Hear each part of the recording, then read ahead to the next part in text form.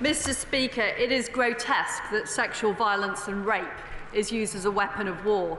It's wrong that it's treated less seriously than chemical warfare or landmines.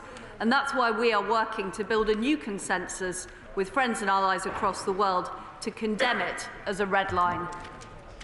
Can I thank my right honourable friend for that answer? And does she agree with me that having women themselves around the policy-making table is crucial for entrenching change? So what would she be doing to support more women into those sorts of roles in countries where sexual violence is a reality for so many? Serious State. Well, my honourable friend is absolutely right. We are restoring the development budget for women and girls back to its previous levels, and we will shortly be allocating funding for such projects. And my honourable friend is right. We need to make sure that we are using all of the talents available on parliamentary benches around the world. And I'm delighted that we now have a record number of female Conservative MPs in this House. Gavin Newlands. Number 2. Minister. Thank you, Mr. Speaker. To help support and protect women in the workplace, we intend to build on existing legislation by extending redundancy protections for women after they return from maternity leave, introducing neonatal leave and pay, introducing 1 week of unpaid carers leave, and we're currently consulting on measures to increase the availability and uptake of flexible working. Gavin Newlands. Thank you very much, Mr. Speaker, and I thank the Minister for that answer. But earlier this month I met with Kate Seedy and Manny McLean, co-founders of the Kiniska Advocacy, which they set up to campaign for zero tolerance of abuse of women within sport. The growing and very welcome professionalisation of women's sport means this is no longer just a sporting issue, but an issue of fairness and dignity at work. Does the Minister agree that sports governing bodies have a responsibility to ensure a safe environment for female athletes, and what action is he and the Government Equalities Office taking to make sure these governing bodies are meeting these responsibilities? Minister. I know the Sports Minister is doing a lot of work in this area to make sure that that women's sport and other people are not getting abuse in their workplace. Paul Holt. Last week I met with Stuart and Daphne Anderson of Fairness Bison Farm in Sedgefield, and they were concerned that because of the rules of succession tenancy, it unfairly discriminates against women in terms of being able to work in the farming industry. Could she meet with me to discuss this and just make sure she's clear as to the concerns? Minister. My colleagues in DEFRA are looking at this area, and I'll make sure that they hear that and that your request for a meeting, I'm sure Minister will be happy to meet you. SNP spokesperson Kirsten Oswald. Thank you, Mr. Speaker. As the Minister knows, pay inequality is an intersectional issue cutting across gender, ethnicity and disability. The Scottish Government is committed to requiring listed public authorities to extend gender pay gap reporting to disability and ethnicity pay reporting and ensure that these are included in equal pay statements. They'll also be required to develop an ethnicity pay gap strategy alongside their existing strategies on closing the disability and gender pay gaps. Will the UK Government consider following suit? Minister. Thank you. There's so much work that has been done on the gender pay gap, the reasons that she said, but we're certainly looking at and will report back on what we're doing about ethnicity pay reporting and indeed disability pay reporting. Bacon. Number 3, Mr. Speaker. Minister. Mr. Speaker, I regularly discuss these important issues with other ministers, and that is the same for the Foreign Secretary. The fact is, freedom of belief and speech are vital pillars of our democratic society, and no one should be silenced for expressing their legitimately held opinions. Freedom of speech in universities is already protected by law, but there is no effective enforcement mechanism. The Government is therefore taking steps in line with our manifesto to strengthen academic freedom and free speech in universities in England. John O'Charry. Thank you very much, Mr. Speaker. My honourable friend may be aware that John Cleese recently felt that he needed to pull out of speaking to the Cambridge Union following the revelation that they had blacklisted certain people from speaking. Although the union's president has now rowed back on that claim that a list of banned speakers exists, would my honourable friend outline what the government is doing to promote freedom of speech and belief in our universities to make sure that students are exposed to a range of views, even those that they may themselves disagree with? Minister. I completely agree with my honourable friend, and indeed John Cleese was quite right to highlight this issue. However, it shouldn't be up to comedians educating students on core values such as freedom of speech and freedom of belief. The universities themselves should do that. Those that seek to bully, harass and intimidate others because of their views risk undermining our precious freedoms. Such behaviour should not and will not be tolerated on university campuses, and that is why we have introduced the Higher Education Freedom of Speech Bill to strengthen freedom of speech and academic freedom in universities and ensure individuals can seek redress. Thank you, Mr. Speaker. Across the United Kingdom, women in public institutions are being hounded for the belief that sex matters in life as well as in law. I have in mind the case of Professor Kathleen Stock at Sussex University, but there are many other women suffering the same fate who don't have such a high public profile. Can the Minister tell us what support she can offer to such women? Minister. I thank the Honourable Lady for bringing that question to me. She is absolutely right. I have been appalled by the disgraceful treatment of Professor Kathleen Stock, and I think that we as a government should do more. And I'm personally looking into what we can look at in terms of workplace harassment and bullying, which I believe a lot of that behaviour fell under. And I hope that I'll be able to work with her on this issue more closely. Richard. Question number 4, Mr. Speaker. Minister.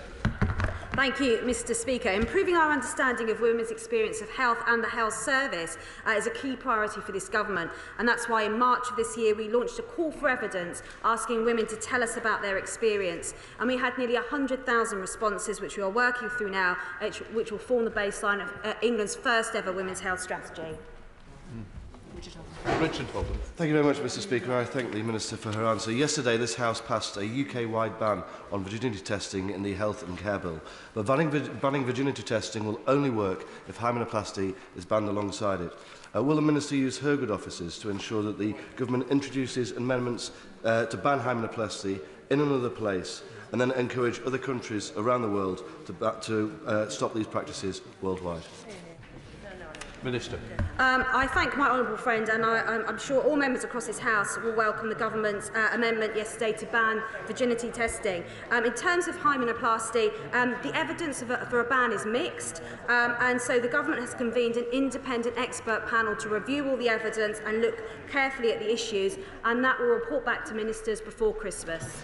Alex Davis-Jones. Thank you, Mr. Speaker. It's HIV testing week in Wales, and yesterday I joined with the Terence Higgins Trust and Fast Track Cardiff and Vale to do my own free home testing kit. In Wales, everybody can get access to a free HIV test at home through Frisky Wales, but in some areas of England, free home testing isn't available to everyone. So will the Minister work with her Cabinet colleagues to follow where Wales leads and ensure that everyone in England can get access to a free HIV test kit if they wish to? Minister. I thank the Honourable Lady for her question. She raises a very important issue. Free testing is available across the NHS in England, and same-day test results are often possible. In terms of home testing kits, I will look at that specific issue she raises because it's important that everyone who needs a test has access to it.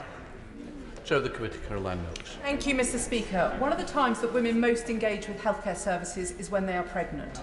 My constituent Michelle, a qualified midwife, has contacted me talking specifically about the importance of retention in midwifery and highlighting the crisis that she says there is.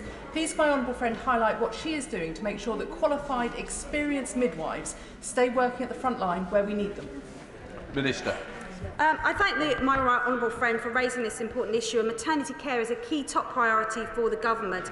Earlier this year, the NHS England announced a £95 million recurrent funding package to support the recruitment of 1,200 midwives and 100 consultant obstetricians. Maintaining both the skill mix and the numbers is key to retaining experienced midwives who often have to take the pressure when there are staff shortages. Jamie Stone. Number 5, Mr. Speaker. Minister. Thank you, Mr. Speaker. I'm sure the whole House has been appalled by recent reports of racism in cricket. These reports were sadly a reminder that racial discrimination still exists within sport. There can be no place for it. Sports bodies must take robust action to tackle this behaviour. The government and our sports councils are committed to making sure sport is inclusive for everyone and will be watching, and where action does not go far enough, the government is prepared to step in. Jamie Stone. Mr. Speaker, it seems to me that we have an opportunity here in terms of tackling hate crimes by raising them to the status of aggravated offences. Clearly, training and resources would have to follow this decision. But while we can all say the right things and be quite correct in what we say about absolutely opposing Islamophobia, anti-Semitism, unless we actually do something concrete, we may have this problem for a lot longer than we think. Minister. Thank you. I agree with my honourable friend, the honourable gentleman. He's absolutely right. We need to make sure that laws are constantly updated and reviewed. That goes for the offline world, but also online, and I'm sure he'll be aware of the work that we're doing with cross-party support on online safety as well to tackle the important issues he raises. Okay, Osman. Question number 6, Mr. Speaker. Minister. Thank you, Mr. Speaker. We're considering the range of views and experiences outlined in responses to the ethnicity pay reporting consultation, further soundings from employers and the conclusions of the Commission's Race and Ethnic Disparities Independent Report. Will be responding formally in due course. Okay, Osman. Thank you, Mr. Speaker. Unlike the gender pay gap, there is no legal requirement for companies in the UK to publish their ethnicity pay gap. Research from the TUC has shown that black workers earn 12.8% less on average than their white counterparts, which rises to almost a quarter less when comparing workers with degrees. The Labour Party, the TUC, EHRC and the CBI are all calling for mandatory ethnicity pay gap reporting. Can the Minister tell the House when the Government will follow suit and rectify this harmful practice? Minister. Well, as I've said, we will respond in due course. In the meantime, whilst voluntary reporting is there, we've seen voluntary reporting increase by employers over the last 3 years. But clearly there needs to be a balance to be struck. That's what we're working through with consultation across the board. Number 7, Mr. Speaker. Minister. Public sexual harassment is appalling and we are committed to tackling it. As set out in the Tackling Violence Against Women and Girls strategy, we are looking very carefully at where there may be gaps in existing laws and how a specific offence could address those while also engaging closely with campaigners. 66% of young women and girls experiencing public sexual harassment, impacting hugely on their confidence, their self-esteem and their mental health. It makes them feel unsafe, it makes them feel uncomfortable to wear, do or say things in public spaces. Therefore, we should make public sexual harassment a specific criminal offence. Will the Minister meet with me and campaigners who want to see this happen and look at a way forward on this serious issue? Minister. Well, I can assure the Honourable Lady that we are taking the views of campaigners on board, and I and other ministers meet with them regularly. And as I said to her, we are looking to see whether there may be some specific legislative gaps, but it would always be a pleasure for me to meet with the Honourable Lady. Dr. Gemma Watts. Thank you, Mr. Speaker, and I thank the Minister for her response. But can I ask, what specific discussions has she had on the recent increase in spikings, which unfortunately have affected women and girls in South Wales? Minister. Well, I thank my honourable friend for raising this issue on behalf of young women and girls in his constituency. And drink spiking and needle spiking is a horrific and frightening offence, and we are taking steps, led by the Home Secretary herself, working with Maggie Blythe, who is the Chief of Police responsible for leading the response against violence of women and girls across police forces, to ramp up our response to tackle it effectively. We now come to Shadow Minister Taro Tami. Thank you, Mr. Speaker. The Minister says that spiking is frightening. Actually, this is assault and often leads to further violence. The Government must urgently look at improving forensic provisions in healthcare so that we can identify the perpetrators, whilst also boosting public awareness of the risk of this horrific crime. So how will the Minister work with both the Home Office and the Department of Health and Social Care to tackle the threats of spiking injections? Minister.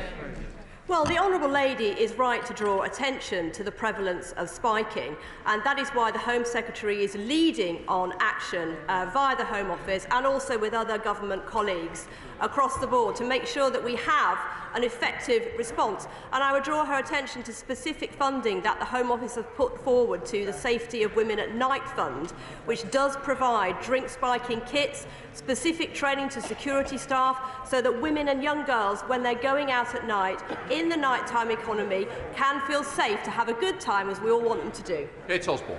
Mr. Speaker. Secretary of State. Mr. Speaker, there is no place for the abhorrent practice of conversion therapy in our society. Our proposals will ensure LGBT people can live their lives free from harm. It will stop under 18s from making irreversible decisions about their own futures, and it will protect freedom of speech and choice. Kate Osborne. Mr Speaker, the National LGBT Survey found that 51% of conversion therapy happens in religious settings, and the government's commissioned research found that adult victims often undertake religious conversion practices voluntarily. The government's proposal to allow informed consent for conversion therapy will permit this abuse to continue and risks introducing consent defences to other forms of abuse like domestic violence. So can the Secretary of State confirm if a conversion therapy ban will cover non-physical conversion practices in religious settings, including prayer, and will she remove the dangerous consent loophole? Well, what is important is that we make sure that people are not coerced into conversion therapy. But it's also important that we protect freedom of speech, the ability for adults to consent, and the freedom to express the teachings. And I hear the opposition benches, Mr. Speaker, asking whether a freedom of speech is a good thing. Yes, it is. Terry McCarthy. Mr. Speaker. Thank you, Mr. Speaker. Education settings are required to make reasonable adjustments for disabled children, including those with autism under the Equality Act of 2010.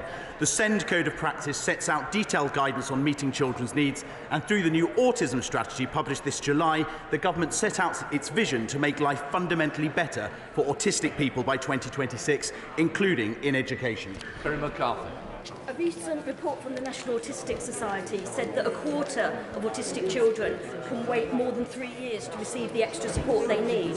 Does the Minister agree that this is an equalities issue? And what conversations can he have with the Department for Education to make sure that the schools get the funding that they need and the councils to carry out SEND assessment and make the right provision? Well, I thank the Honourable Lady for her question. As an Education Minister, of course I'm committed. I want every child to fulfil their potential. I'm committed to speaking to and working with children, families, parents and carers and SEND experts, including the National Autistic Society. I met with the NAS this week as part of a stakeholder roundtable. I'm always happy to listen to the voice of sector leaders, and I'd be very happy to meet with the Honourable Lady.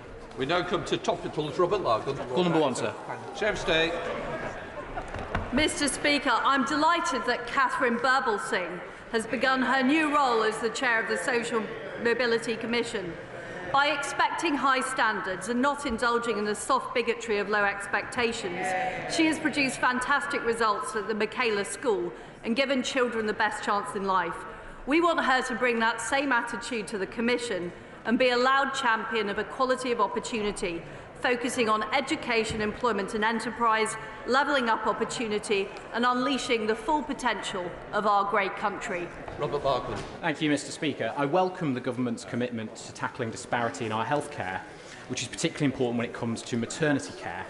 So can I ask the Minister to speak to her colleagues at the Department for Health and Social Care when it comes to Tameside Hospital, where there is a desperate need for capital funding in a new maternity unit and antenatal clinic. The current unit is located at Charlesworth House, first built in 1971. It's poorly insulated, sensitive clinical equipment often overheats, and capital funding bid badly needs support. I hope she can work with me on this to deliver better healthcare for the women of the High Peak.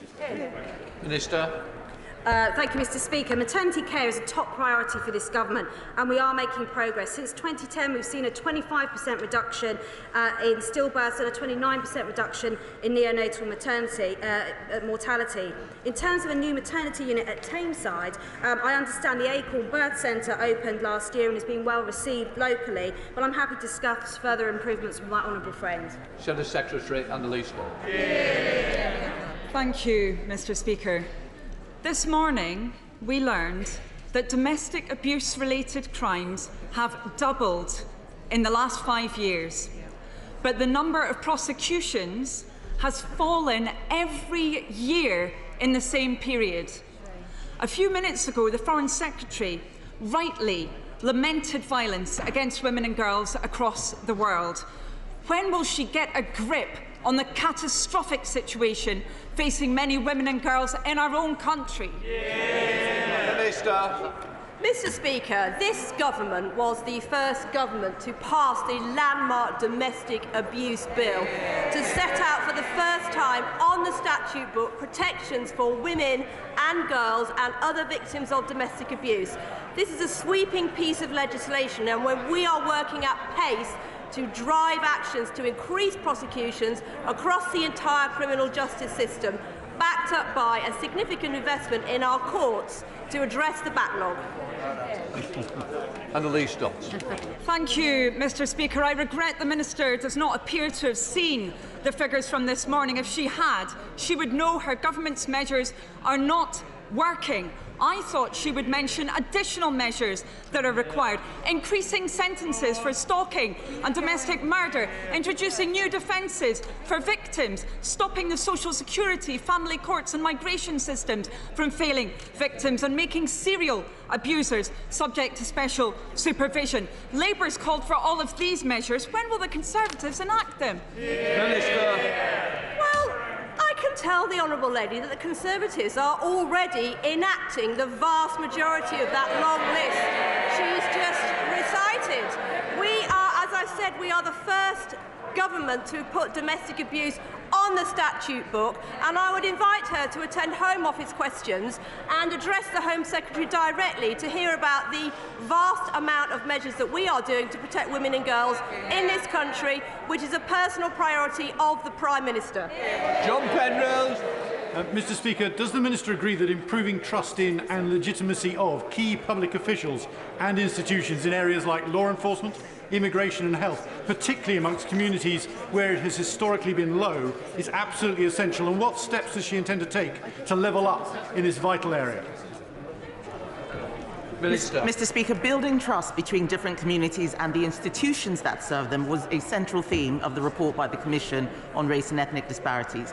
We will respond to the report shortly, setting out our plans for building back fairer, and I can assure my honourable friend that his concerns will be at the heart of our response.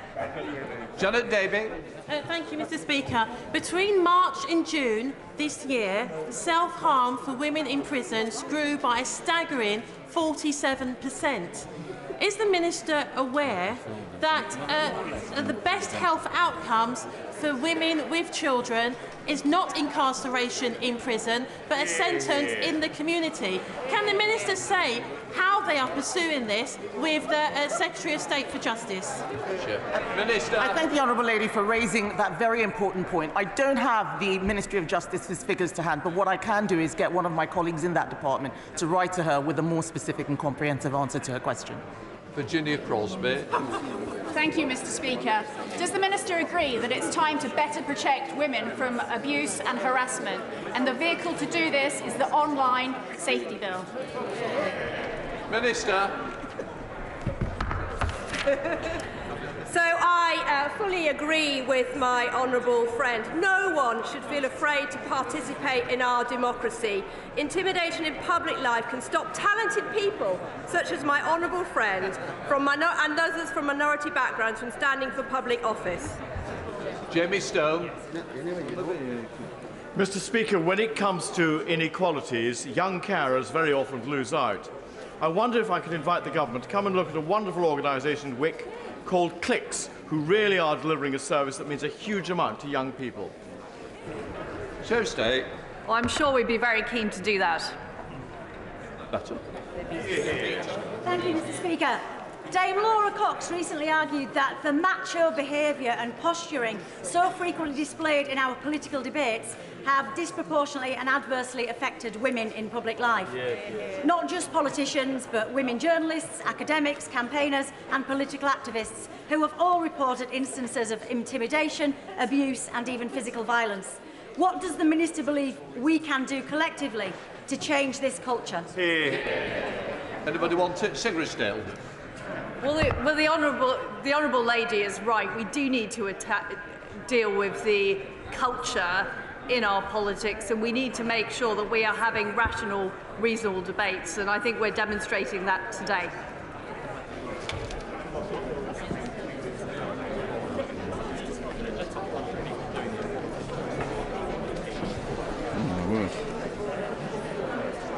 Before we come to Prime Minister's questions, I would like to point out that the British Sign Language interpretation proceedings is available to watch on Parliament Live TV. I don't think we need any more. If you listen to this next bit, it might help. I wish to make one further point. There are many reflections on Sir David Amos's decency and kindness at a very moving Requiem Mass held yesterday. I sincerely hope that those qualities of kindness, decency, are reflected in our proceedings today and in the future. I now call the Prime Minister. Chris Bryant, number one. Number one, Mr. Speaker. Prime Minister. Mr. Speaker, this morning I had meetings with...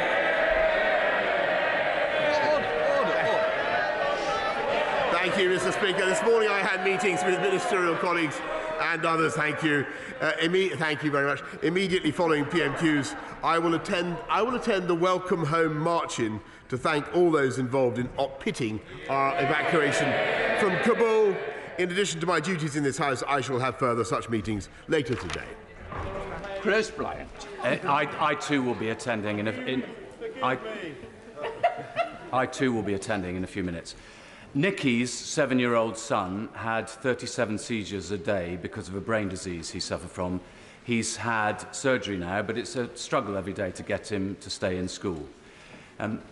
Nicky, is supporting the acquired brain injury bill because she believes that the government needs to have a cross-departmental strategy for supporting those who've had an acquired brain injury, whether that's rugby players with concussion and dementia, it's women who've been beaten in the head by their partners, it's people who've had brain injuries due to children who've had suffered from carbon monoxide poisoning, soldiers who've been in explosions. I really hope that the government is going to back the acquired brain injury bill. But above all, we need a strategy to help the 1.4 million people in this country. Will he give us that? Prime Minister. I want to thank the Right Honourable Member for raising this vital issue and for his commitment to this cause, his personal commitment. And I can assure him that we are studying his proposed bill and working to ensure that people do get the support for the acquired brain injuries that they have received. And what we can certainly pledge at this stage to do, and I hope this will be of some use to him and the many who care about this issue in the way that he does, and as I'm sure members do across the House, the Department of Health and Social Care will lead on the development of a cross-departmental government strategy on acquired brain injury and other neurological conditions. I'll be very happy to share details with him shortly. Felicity Buchan. Thank you, Mr. Speaker. In July of this year, my constituency, Kensington, suffered devastating flooding, with more than 2,000 homes flooded, a river running down Portobello Road, and a lot of residents having to move into temporary accommodation. Does my right honourable friend agree with me that Thames Water needs to come up with short and long-term solutions, and they need to make sufficient investment in infrastructure to prevent events like this happening again? Prime Minister. My honourable friend is absolutely right to raise flooding, Mr. Speaker, and she's right about short and long-term solutions, and that's why I'm proud, amongst other things, to have helped instigate the Thames Tideway Tunnel, with the biggest super sewer in the history of this country, which will help to deal with what happens in London when the Basingstoke interceptors overflow, and to deal with flooding throughout the city. Leader of the Opposition, Keir Starmer. Thank you, Mr. Speaker. At the last election, the Prime Minister promised that nobody would have to sell their home to pay for care. That's another broken promise, isn't it? Prime Minister. No, Mr. Speaker. No, Mr. Speaker. Because if he looked at what we are proposing, and if he supported what we are proposing, which is fixing something that Labour never fixed in all their years in office, Mr. Speaker, We are saying to the people of this country that we will disregard your home as part of your assets if you and your spouse are living in it. And number two, Mr. Speaker, you can have a deferred payments agreement if you move out of it and you're living in residential care. You can have a deferred payments agreement. But most important of all, Mr. Speaker, by putting the huge investment that we are making now in health and social care, and we are allowing for the first time the people of this country to insure themselves against the potentially catastrophic, the otherwise catastrophic costs of dementia or Alzheimer's, Mr. Speaker. And even if you're not one of those people who suffer from those afflictions, we are taking away the anxiety from millions of people up and down the land about their homes. Keir Starmer. I think the Prime Minister just described the broken system he said he was fixing. So it's certainly not a straight answer. Let's have another go. Let's have another go. He used to say, I see they turned up this week, Prime Minister.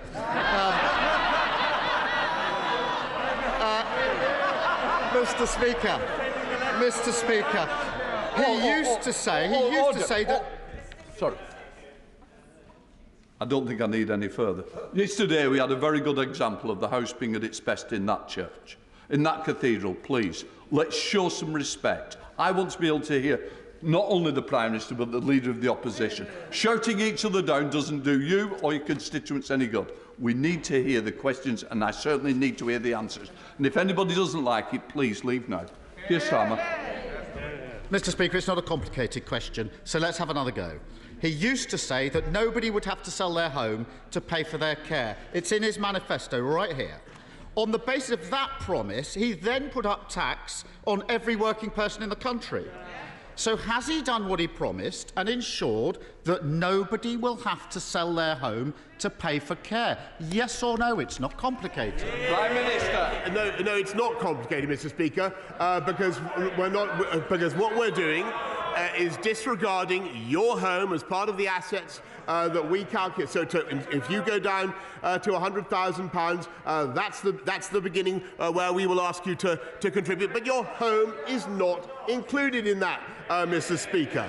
And they have absolutely no plan. They've spent decades failing to address this. And only a few weeks ago, Mr. Speaker, they failed to vote for the £36 billion that will enable us to fix this and to help people up and down the country, not just to fix the social care problem, but to pay for people to live in their own homes, Mr. Speaker, and receive the care they need in their homes. That's what this One Nation Conservative government is doing. Why won't he support it? Mr. Speaker, he's had two opportunities to stand by his manifesto commitment and he's not taken them. Well, it says he just has. So let's test this in the real world, Prime Minister.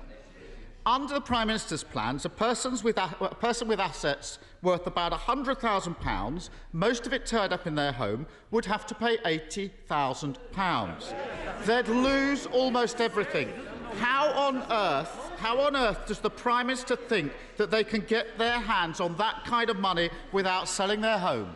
Prime Minister. Mr. Speaker, I'm going to have a third go trying to clear this up in the befuddled mind of the right honourable gentleman opposite, because it is important, and the fact is that the party opposite have totally failed to address it. They haven't had the guts to fix this in all their time in office. It's something left over. It's something left over from the Attlee government, and we are fixing it. And let me repeat for the third time, Mr. Speaker, since your home is disregarded. Number two, even if you have a second home in your residential care, Mr. Speaker, you have a deferred payments agreement if you want. And number three, Mr. Speaker, we are allowing you to insure yourself for the first time against the catastrophic consequences by capping it at 86,000, Mr. Speaker. And now he stood on a manifesto to put the cap where, Mr. Speaker?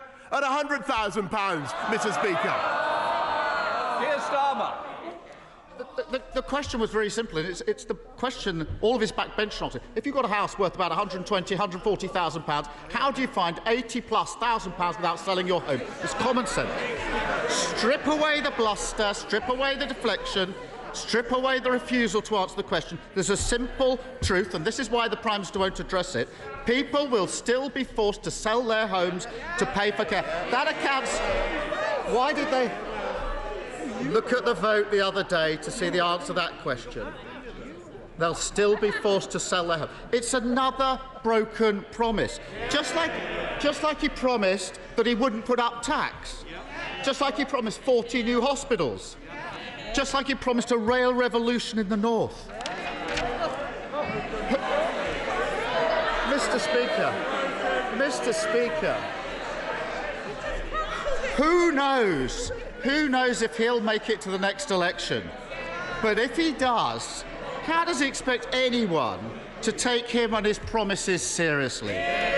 Prime Minister. Mr. Speaker, yet again he raises the rail revolution in the north. And the 3 new high-speed lines, Mr. Speaker, 96 billion pounds. Nothing like it. Again, nothing like it, Mr. Speaker. Nothing like it for a century. And just for the advantage of what I didn't even know this. I was in a state of complete innocence about this last week, Mr. Speaker. But it turns out that the right honourable gentleman actually campaigned against HS2 altogether. Said it would be devastating and said it should be cancelled. I can tell you something, Mr. Speaker. HS2 runs through my constituency as well. And I took a decision, even though it's been very tough for my constituents, I took a decision that it was the right thing to do for the long-term interests of the whole country. How can they possibly trust that man? Mr. Speaker, I think he's lost his place in his notes again.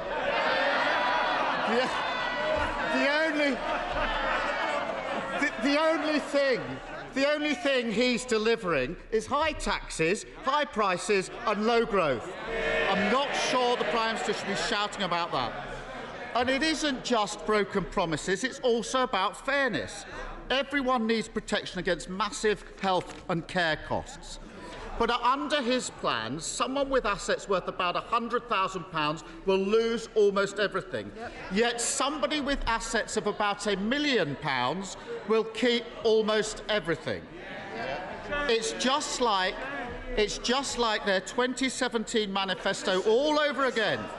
Only this time, something has changed. He's picked the pockets of working people to protect the estates of the wealthiest. How could he possibly have managed to devise a working-class dementia tax? Prime Minister. Mr. Speaker, I think I've answered that question 3 times already.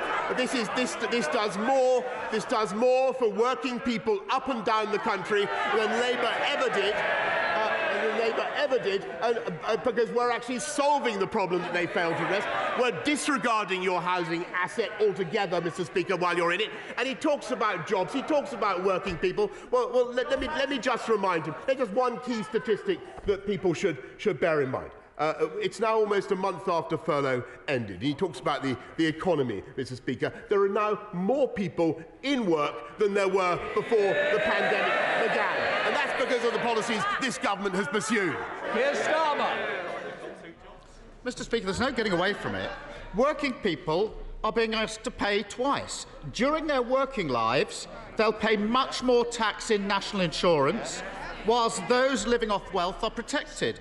And then when they retire, Mr. Speaker, they face having to sell their home when the wealthiest won't have to do so. It's a classic con game, a Covent Garden pickpocketing operation. The Prime Minister's the front man, distracting people with wild promises and panto speeches, whilst his Chancellor dips his hand in their pocket. But now the Prime Minister's routine is falling flat. His Chancellor is worried that people are getting wise. His backbenchers say it's embarrassing. Your words. Your words. And senior people in Downing Street tell the BBC it's just not working. Is everything okay, Prime Minister? Prime Minister. Well, Mr. Speaker, I tell you what's not working. It's that line of attack. Because I just want to repeat. I want to repeat the crucial point, Mr. Speaker. We're delivering for the working people of this country. We're delivering for the people of this country, and we're fixing the problems that they thought could never be fixed. We're doing the things that they thought were impossible. And let me repeat: there are now more people in work in this country, jobs up, with their wages going up, Mr. Speaker, than there were before the pandemic began. And that is because of the policies that this government has followed. Whether it's on rolling out the vaccine, if you remember, that he opposed, whether it's on investment that he opposed. He did, Mr. Speaker. He didn't want to invest in the vaccine task force. I seem to remember. Or whether it is making the strategic investments that we have. If we listened to Captain Hindsight, Mr. Speaker, we would have no HS2 at all, because that was what he stood for. And if we listened to him, we would all still be in lockdown, Mr. Speaker.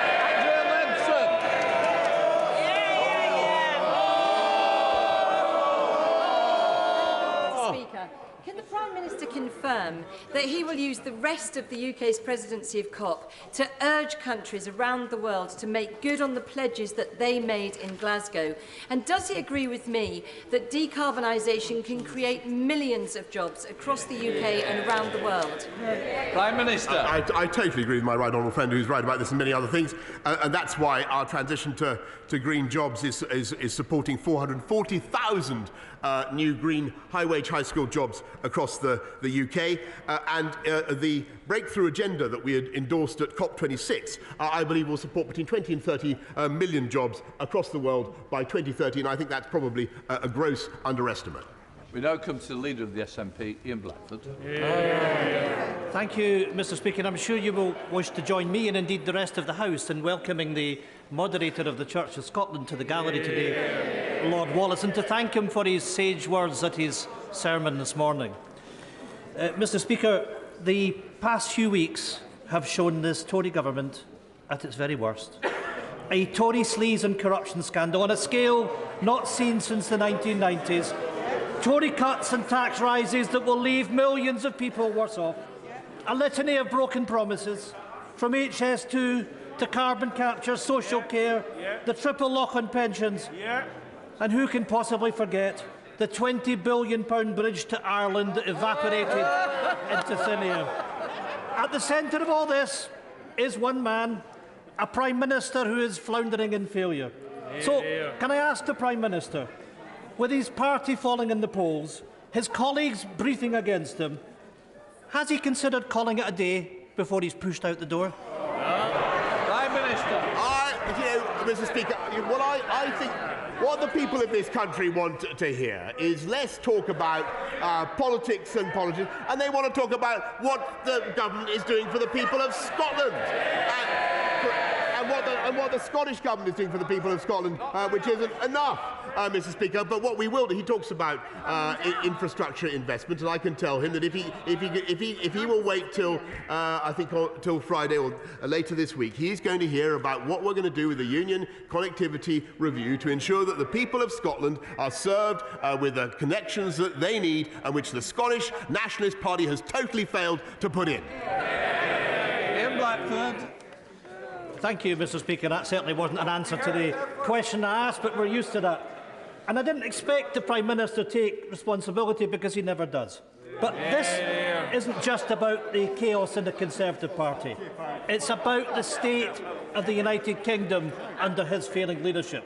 Because whilst the Prime Minister spends his time hunting for chatty pigs and staving off a leadership challenge from the Treasury, in the real world, Mr. Speaker, people are suffering a Tory cost of living crisis. Brexit is hitting the economy hard, but the Prime Minister can't even give a coherent speech to business.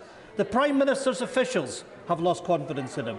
Tory MPs have lost confidence in him. The letters are going in, and the public have lost confidence in him. Why is he clinging on when quite clearly he simply isn't up to the job? Prime Minister. Mr. Speaker, I might ask the right honourable gentleman what on earth he thinks he is doing, talking about party political issues, when what the people of Scotland want to hear is what on earth the Scottish National Government is doing. They're falling in the polls, Mr. Speaker.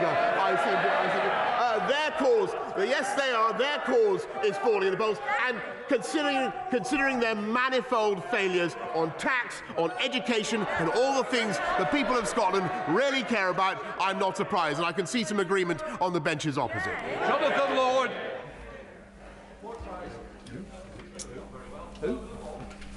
Mr. Speaker, I celebrate the recent successes of Woking College, my local sixth form college, and I welcome the recent government investment for a new teaching block, which will allow it to expand. Many colleges and students find BTECs to be a really valuable qualification and course, enabling progress into higher education and skilled employment.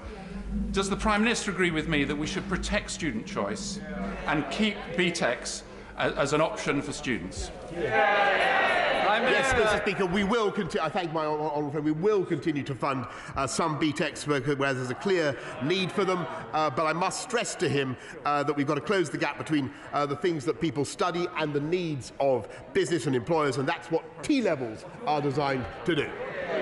Caroline Lucas.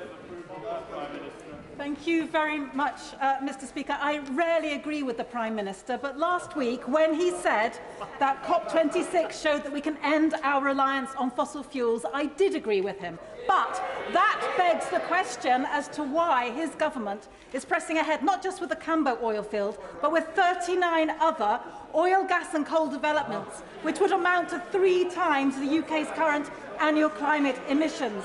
Now, I don't want an answer about all the things he thinks he is doing on cars and cash and trees. I want him to tell the House if he will leave those fossil fuels in the ground, will he cancel those projects? And does he recognise that if he doesn't, he will need to ask for forgiveness, not just for losing his place in a speech, but for losing the future of our children? Prime Minister.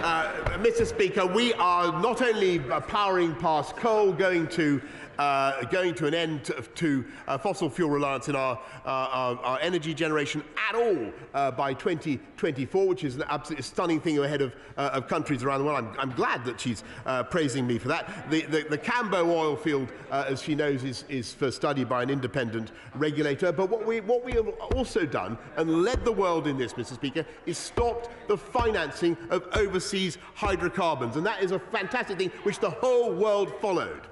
Dr. Andrew Murris. Mr. Speaker, net zero, levelling up and building back better can't happen unless we have a massive increase in the supply of critical tech minerals like silicon, copper and lithium. But Beijing controls most of them. Noting China's recent tech minerals leverage on Japan, does he agree with me that the success of our green industrial revolution hinges on advancing our indigenous Silicon Valley? And free of the EU, what fiscal incentives can he now provide to make it happen at pace? Minister. I thank my honourable friend for that. And as he knows, there are some very, very interesting and potentially very lucrative sources of minerals such as lithium in this country, whose exploration, discovery and reuse we are encouraging. But secondly, on the tax point that he rightly raises, we're going to use free ports to ensure that we support them as hubs for the processing of those critical minerals here in the UK. Thank you, Mr. Speaker. In 2014, my constituent's 3-year-old son, Freddie Hussey, was killed by an unsafe trailer. Every year, 30% of people who do the B+E test fail it. And now the government is abolishing that test, unleashing thousands of untrained, untested, unsafe drivers onto our roads. Why is the government breaking its promise to grieving families to make towing and our roads safer? Prime Minister. I thank her very much for raising this with me, and I'm very sorry to hear about the tragic circumstances of Freddie's death. And what we want to do is to free up B&E licensing time so that we get more people qualified as HGV drivers. But that cannot compromise road safety, as she rightly says. So we will review the legislation and its consequences at regular intervals. Thank you, Speaker. On the 2nd to 5th of December, Lincoln will be hosting its world-famous Christmas market in the grounds of the historic Lincoln Castle. And it would be remiss of me not to invite my right honourable friend, the Prime Minister, and yourself, Speaker, and all other colleagues, even the opposition front bench, to come and enjoy the marvellous long weekend of festivities. However, what is less than marvellous for my constituents is the levelling down of Lincolnshire's highway maintenance grant by 25% on 2019 to 2020 levels. Can my right honourable friend use his influence to cause the Treasury and DfT to revisit this unfortunate decision? Restoring this grant back to 1920 levels is imperative to the safety of my constituents, whether in vehicles, cycling or walking, as I would hope my right honourable friend would agree. Minister. Well, I thank you very much for the question. I'll do my utmost, as I'm sure all other. He's invited everybody. So I'm sure a lot of people are going to be going to Lincoln, I hope. But I'm sure that my right honourable friend, the Secretary of State for Transport, would have listened very carefully to what he had to say. Hannah Baldwin. Inexplicable, Mr Speaker, is how former Vaccine Task Force Chair Kate Bingham described his government's decision to cancel its contract with Livingston-based vaccine developer Valneva, a company the Prime Minister has himself visited. She also noted how shoddily Valneva have been treated and how damaging his government's decision has been for UK life sciences, exports and for jobs in my Livingston constituency, where a state-of-the-art vaccine manufacturing plant now lies unfinished. There has been no apology to the incorrect statements in the House, so can the Prime Minister please meet with me and representatives from Valneva, and will he tell me whether his government has tabled any proposals to reach an amicable resolution which was promised at the dispatch box, and if not, when will he do so? Minister. Yes, I thank her very much. And I was personally very disappointed when we couldn't get approval for the Valneva vaccine in the way that we had hoped, and I know how disappointing that was to colleagues in Scotland. I will certainly make sure that she gets the relevant meeting. But what we are doing is investing massively in this country's vaccine capability across the country, so that we are prepared for the next pandemic. And I very much hope that Valneva will be part of that. Nigel Bills. Thank you. We know that serious side effects from the COVID vaccines are very rare, but for my constituent Sarah Kite that wasn't the case, and she suffered a very serious reaction, leaving her in constant pain and losing most of her eyesight, and she now can't work. The Prime Minister successfully and quite rightly speeded up all the vaccine processes except one, the vaccine damage payment system. Can we now get on with making those payments so people who have suffered these very, very serious reactions can get the financial support they need? Prime Minister. Yes. I thank him very much, and I just want to reassure him and indeed to reassure the House and the country that cases such as the very sad one that he raises are extremely, extremely rare, and we're putting more money in to gather evidence for claims such as the one that he describes. But I want to repeat perhaps the most important message I can get across again today, Mr. Speaker. I want to repeat how vital that vaccination programme is, how safe it is, and how important it is that everybody who is eligible gets their booster when they're called. Matthew Pennington. Thank you, Mr. Speaker. The government's integrated review concluded that the Chinese state poses a systemic challenge to our national security, and the Prime Minister has made clear that when it comes to China, we must remain vigilant about our critical national infrastructure. Can he therefore confirm today, unequivocally, that plans for China General Nuclear to own and operate its own plant in Bradwell in Essex have been abandoned, and explain to the House precisely how and when his government intends to remove CGN's interest from the Sizewell C nuclear project? Prime Minister. I thank him very much for his question, a very important issue that he raises, and clearly one of the consequences of our approach on critical national infrastructure, the National Security and Investment Bill, is that we don't want to see undue influence by potentially adversarial countries in our critical national infrastructure, and so that's why we've taken the decisions that we have. And on Bradwell, there will be more information forthcoming. But what I don't want to do, Mr. Speaker, is pitchfork away wantonly all Chinese investment in this country, or minimise the importance of this country of having a trading relationship with China. Daniel Kaczynski. Thank you very much, Mr. Speaker. The Prime Minister will be very pleased that Shrewsbury Conservatives are doing everything possible to help Neil Shastri-Hurst, the excellent candidate in North Shropshire. But he will also know that the #1 issue affecting Salopians at the moment is the £312 million that we've secured for a modernisation of our A&E services. This has suffered terrible delays over the last 8 years, leading to a worsening of our A&E services for local patients. Will he do everything possible to help us get this finally across the line so that we can provide safe A&E services for all the people of Shropshire and Mid Wales? Prime Minister. I thank him very much, and that's one of the reasons why we're investing £36 billion more in our NHS now to help cope with the backlog, the extra winter pressures, particularly on A&E. But it's also a reason why the booster programme is so vital, because we don't want those beds filled with COVID patients, and we don't want delayed discharges either. Thank you, Mr. Speaker.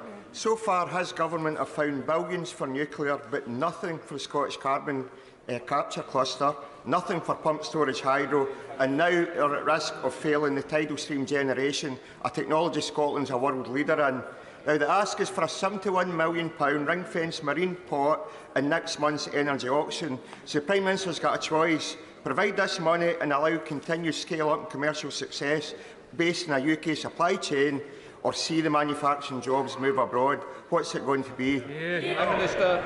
Well, Mr. Speaker, I'm so glad he asked that question, because I can tell him, and I can tell his right honourable friend, the leader of the SNP in Westminster, that we will be including a support for tidal stream.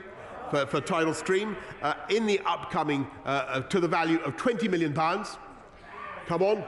Not to be sneezed at. Not to be sneezed at, Mr. Speaker. In the upcoming Contract for Difference auction, I've met representatives of Scottish Tidal Power. I think it's fantastic, original, inventive what they're doing. We want to support it. Sir David Evelyn. Mr. Speaker, Prime Minister, I've been out campaigning with our excellent candidate in Bexley, Sidcup, Louis French, for the by-election, and responses on the doorstep are very good.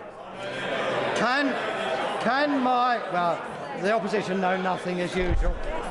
Can my right honourable friend confirm that he will continue to implement our 2019 manifesto and implement policies to ensure that we build up better for the whole country, including London, because this is what the electors in Bexley want?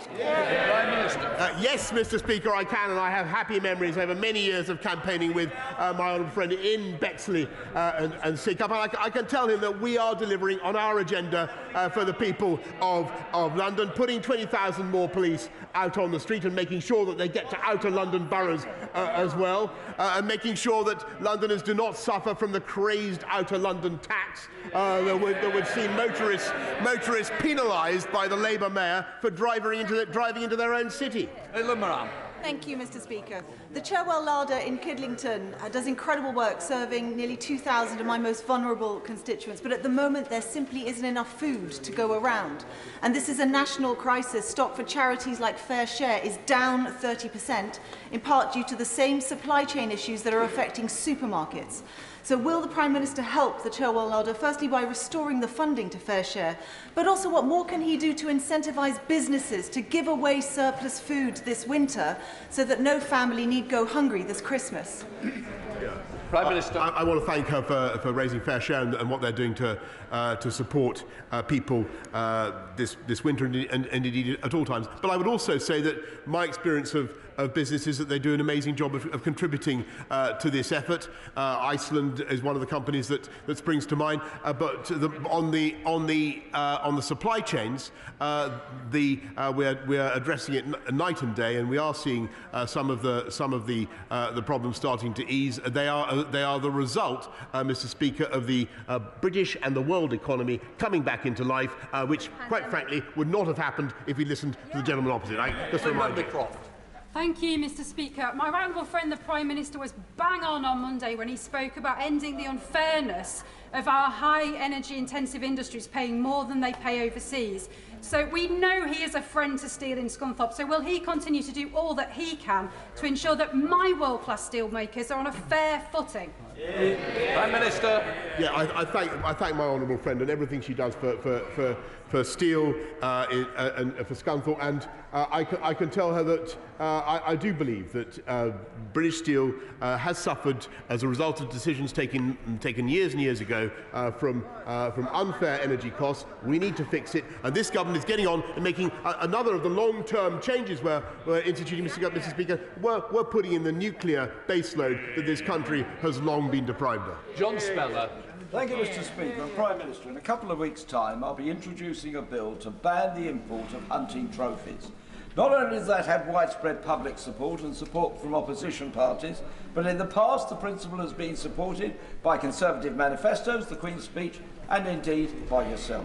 So, Prime Minister, on Friday the 10th of December, will you tell your whips not to block the bill, but to let it go forward so we can work together and end this vile trade as soon as possible? The honourable gentleman is completely right, and that's why we're going to introduce legislation this Parliament to ban the import of hunting trophies and delivering the change that we promised, and I hope that he will support it. Sir Mike Penning.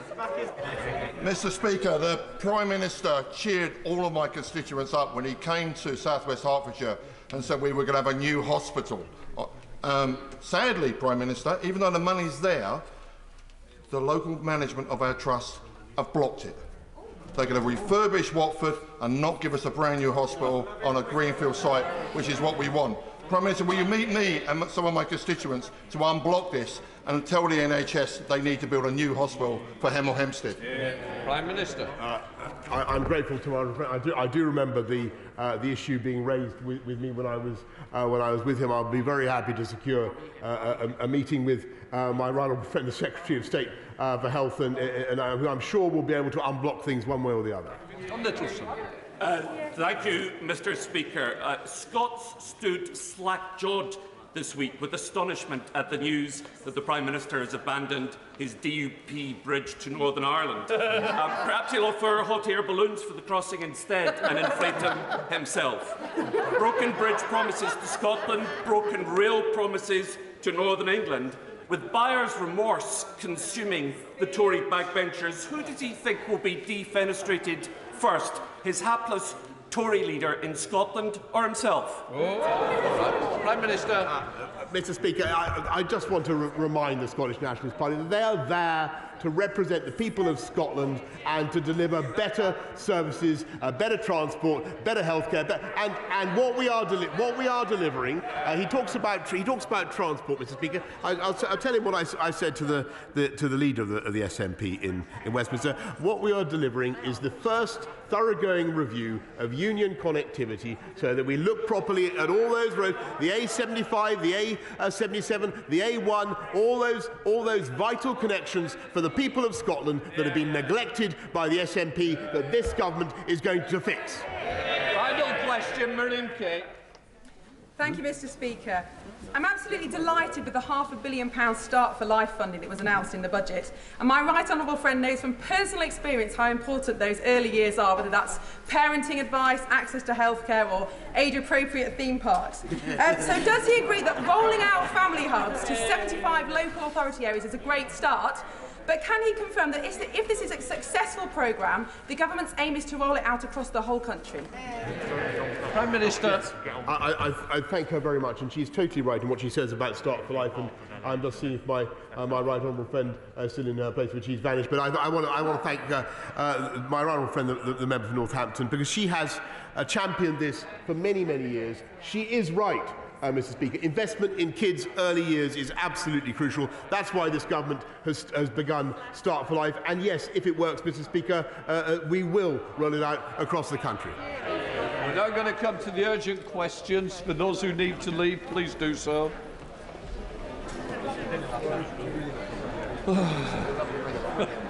You're right. Too lively. I know. You're right. See you. No problem. Look after yourselves. Thank you. Thank you, Prime Minister. Always nice.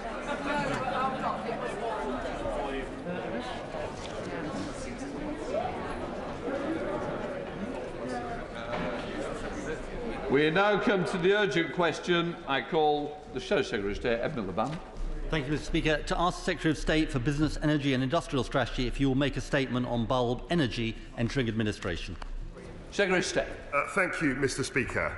As many people in the House will know, when energy suppliers leave the market, the regulator Ofgem runs a competitive supplier of last resource process. Last week, Bulb informed the government and Ofgem that they would be leaving the market.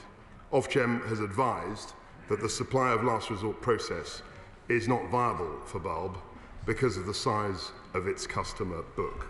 Ofgem has, with my consent, applied to the court to appoint energy administrators. If appointed by the court, the administrators will continue operating Bulb under what is called the special administration regime set out clearly in legislation. We will update the House once the court has made its determination, but I want to clarify a couple of points. Firstly, a special administration regime is a temporary arrangement which provides an ultimate safety net to protect consumers and ensure continued supply. The special administration regime will keep bills at the lowest cost, which is reasonably practical to incur, whilst ensuring that the market remains stable. The House should understand that we do not want this company to be in this temporary state longer than is absolutely necessary. Supplies remain secure and credit balances will be protected. And finally, all domestic customers in Great Britain, of course, are protected by the energy price cap, which remains firmly in place. Ed Miliband. Mr. Speaker, it's right the Business Secretary has been forced to the House to make this statement. 18 companies have gone bust since the last time he came to the House in September on this issue and reassured us there was nothing to worry about. I've got a series of questions. First, can he tell us his estimate of the scale of cost the taxpayer is facing from the Bulb bailout? It wasn't clear from his statement. This is a taxpayer bailout and the public deserve to know. Next, can he level with people about the costs that bill payers are going to have to pick up from all the other companies that have failed since September? How much will bills increase as a result? The second set of issues, we're now in a position where companies have banked profits, but losses stretching to hundreds of millions incurred by those same companies are being borne by taxpayers and bill payers. Now, with so many companies going bust in just 2 months, something not happening anywhere else in the world, it points to a systemic failure of regulation. Firms took risky bets and were allowed to do so, and the government and Ofgem significantly deregulated the conditions of operation in 2016.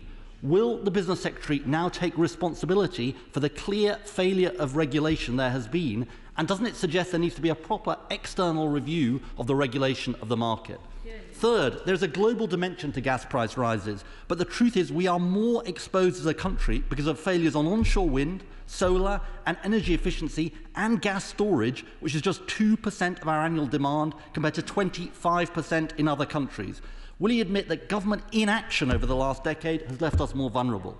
Finally, on the cost of living crisis, with further energy price rises coming, why is the government making the situation worse with cuts to universal credit, raising national insurance and refusing to bring some relief by cutting VAT on energy bills? And with businesses being hit too, where is the support he indicated was coming more than a month ago for energy-intensive industries? Mr. Speaker, we've seen a failure of policy over a decade, a failure of regulation, the government making the cost of living crisis worse. Isn't the truth this government cannot be the answer to this energy crisis because it is their crisis and it is businesses and families who are paying the price? So just as a point of fact, the number is actually 22 companies, not 18. And I refer back to that. No, that's the figure. And actually that shows the incredible resilience of the systems that we have in place. We've got the supply of last resort, which has worked very effectively. And as I outlined in my initial statement, we also have the special administrative regime, which was designed precisely to deal with the situation that we are now in. In terms of regulation, Ofgem have launched a review looking at the retail market and how it operates, and that's something which I will be studying very closely and directly involved with. And of course, in terms of the global situation, he talks about the global market and the situation we're in post-COVID. He was and his party were predicting record levels of unemployment. They were predicting recession, And of course, they were completely wrong. They were absolutely wrong. We are growing the economy stronger than any other country in the G7. We're also creating jobs, we're creating investment, and so his prophecies of doom were completely misplaced, and he is completely, without any firm arguments as to our response to what was a global pandemic. Sir John Redmond. What action has the Secretary of State taken to ensure that in future there will be more UK domestic gas to replace unreliable and expensive imported? And what action is he taking to expand the capacity of our generating system for days when the wind doesn't blow and the sun doesn't shine? The right honourable gentleman, my right honourable friend, will know that this is the first government in about 25 years or more which is firmly committed to nuclear power. Now, he will understand that the capital expenditure, the long-term commitment to nuclear power is something that won't necessarily bear fruit in a week or a month. But he will understand that we, for the first time, have made a very dramatic 100% commitment to increasing our nuclear capacity. So that answers his point about the overall security of supply. In terms of gas, I'm very pleased to announce that I and my right honourable friend are driving the North Sea transition deal.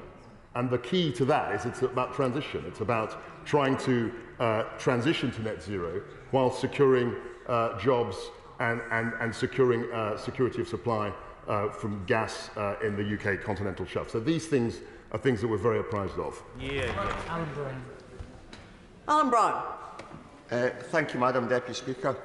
In 2018, there were over 70 companies in the energy retail sector, but now there's less than 30, a reduction of 60%. And Bulb is actually the 23rd company since August of this year to go bust. A stat somehow the Secretary of State seemed happy at the dispatch box earlier on about. So when is this government going to get a grip of what is now a cost of living crisis and the energy supply crisis? As energy bills soar, the Treasury actually gets extra VAT, the Treasury gets extra income and fuel duty, and on top of the £350 billion worth of oil and gas revenues from Scotland's already been squandered, this year alone, because gas prices have increased, the Treasury's got an extra £1.1 billion more than they predicted.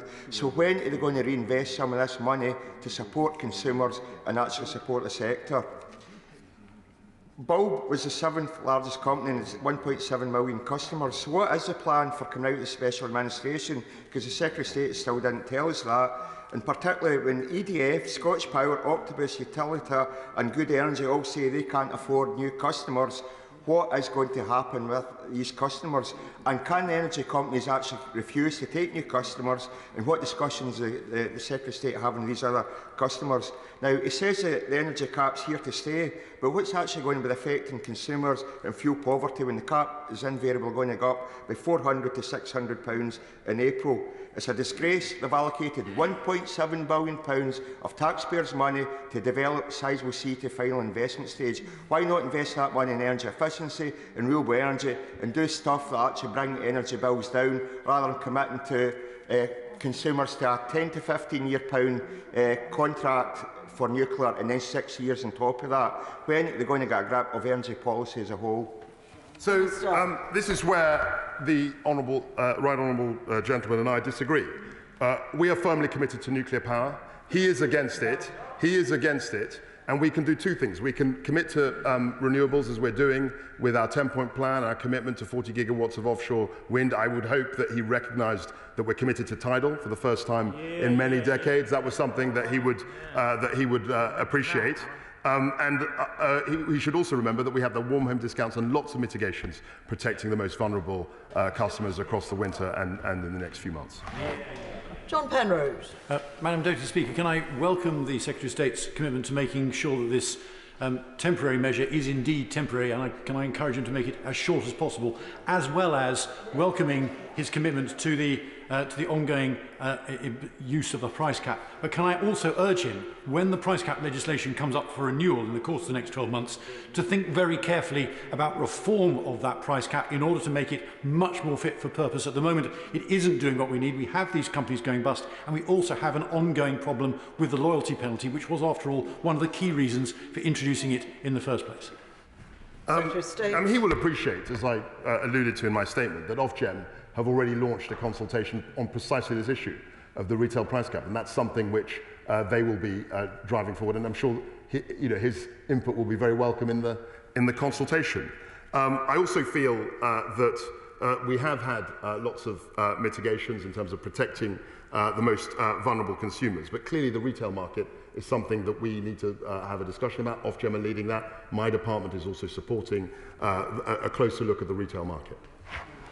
Jessica Morden. Thank you, Deputy Speaker. The Secretary of State mentioned the particular arrangements for bulk customers, but constituents who've been moved from other energy suppliers who have collapsed, there were 21 to date when I mentioned this at business questions last week, are now facing long delays being set up with suppliers of last resort. So they don't know what their bills are going to be, they face accumulating debt, and they may miss out on the warm home discount. So what's the government doing to address that? Hear, hear. Well, be very happy to talk to the Honourable Lady about specifics in her constituency.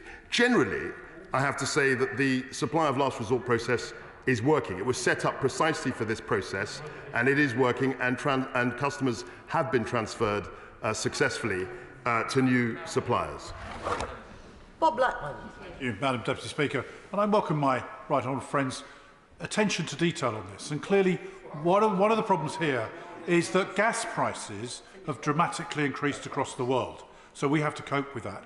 So can I ask him, what is he doing to make sure we increase the supply of gas to ensure that actually the market then reduces the overall prices? So one of the things you should understand that we have a security of supply. So if you take 2020, if my honourable friend takes 2020, 50% of the gas was UK continental shelf, 30% was coming from Norway, 18% was essentially shipped, and 2% came from interconnectors. That is a diversity of supply and a security of supply that other countries, frankly, in the EU and on the continent don't have.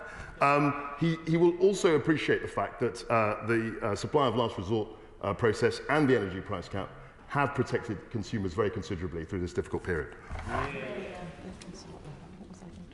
Alex Sobel. Thank you, Madam Deputy Speaker. Hundreds of my constituents have been in touch with me over the last few months as their energy supplies collapsed, and Secretary of State said 22 now have collapsed. But we're moving back to an oligarchy of energy companies who are increasing their profits whilst the supplier of last resorts is socialising losses. What's he going to do to fix the broken energy market? This winter, we're going to have a perfect storm of rising wholesale prices and collapsing companies. How is he going to resolve that so people don't end up in fuel poverty? I don't agree with the honourable gentleman's characterisation. I don't think we're going back to an oligopoly, as he said. I've always maintained that competition is absolutely essential in this market. What's happened, as my honourable friend alluded to, is there's been a huge mismatch between the wholesale price and the retail price cap. And the retail price cap is there to protect consumers, because otherwise we would have seen a huge increase in consumer prices and his constituents would have been under even more pressure. Craig McKinley. Thank you, Madam Deputy Speaker. I've been on something of an energy nomadic experience over the last few months. I started with Avro Energy a few months ago, but that went bankrupt and I got converted domestically into Bulb. And I'm now in the support scheme within the space of 3 months. We've had a 12% energy price rise at the last round in August, and who knows what it will be in April next year. The policy of trying to sell tenpences for sixpence does not last for very long. And what we're going to see over this winter is the Treasury, i.e. the taxpayer, making up the difference for these spot prices versus the reality of what it's being sold for to domestic users. Can my right honourable friend please see the vision that the only bridging energy supply, of which we have a lot of domestically, is gas? Yes. We all want net zero sometime, but it's not going to happen tomorrow. It's going to take a generation to get there. We have a domestic supply that can bring us the two key planks of energy. That is security of supply and affordability, and our domestic users and industry needs that immediately. Just 2 points on that. I mean, firstly, I'm not embarrassed about the retail price cap. I think it's protected consumers effectively, and that's something which we're very proud to maintain. In terms of security of gas, I couldn't agree with him more. He should be addressing his comments to other members in this House who want essentially to shut down the UK continental shelf. We had a North Sea transition deal precisely because we recognised that this is a transition that will take a number of years. Leila Moran. Deputy Speaker, the fact that another energy supplier has gone under is causing huge anxiety for constituents everywhere. And they'll be equally concerned that the process of the supplier of last resort in this case hasn't worked. Can he reassure them? How many other energy suppliers is he concerned about over this winter? How many customers would that represent? And if this process isn't working, is he considering a Northern Rock-style energy company to take on customers of companies that have gone under, given that it hasn't been working in this case? So, as I maintained, there are two forms of remedy that we have in dealing with this sort of situation. First is a supply of last resort, and the second is a special administrative regime. In this particular instance, which is the subject of the urgent question, it was felt by Ofgem, not the government, by Ofgem, that the supplier of last resort mechanism was inappropriate. And so we're now looking, as I said in my statement, at the special administrative regime. But both of these structures are working. Mary Robinson. Thank you, Madam Deputy Speaker. This will be a really worrying time for bulb customers who won't only be concerned about the continuity of their supply, but also about the protection of the payments that they've already made. Very many of my constituents were with Avro. They've been in touch with me, and they're concerned about the payments that they made by direct debit and whether or not that's going to be translated into future payments. Would the Secretary of State be able to give them some reassurance on this matter that their payments have been protected and will be? Secretary of State. I've mentioned in my initial statement that consumer balances will in fact be protected throughout this process. Chris Bryant. Thank you, Madam Deputy Speaker. The Minister keeps on saying that it's all working, but it doesn't feel like it's working, to be honest. I mean, I don't think I've ever seen such an example of government complacency at the dispatch box as bad as this.